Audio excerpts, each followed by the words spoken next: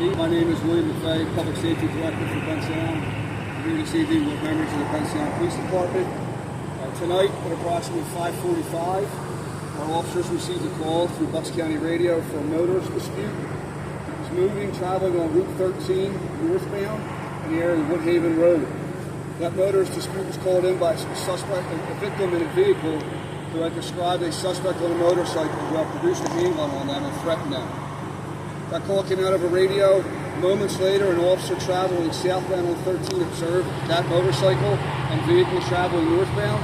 He turned around, and a few moments later in the area of 13 and Park Ave, right where we're at now, he was encountered by the motorcycle and the victims in that vehicle. When he approached the motorcycle slid and struck the police vehicle as it stopped. The motorcycle was then fled on foot. The officer gave chase.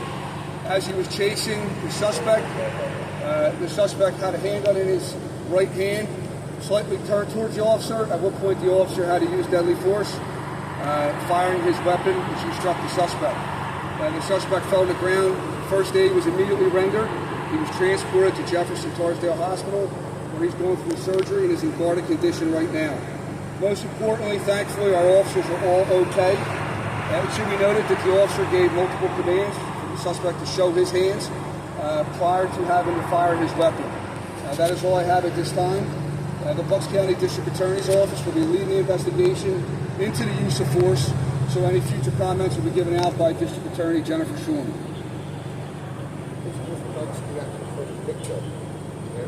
Excuse me? The first victim, the motorist driving that motorcycle.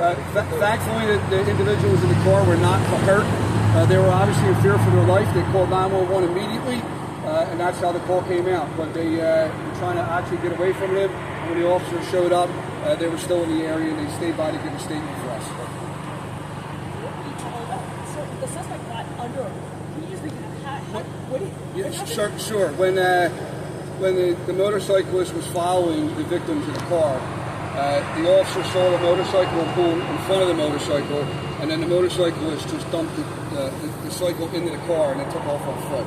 He abruptly stopped. The officer and the motorcycle were traveling in the same direction? Yes, at that point, yes. Any other questions? Any shots fired by the suspect? At this time,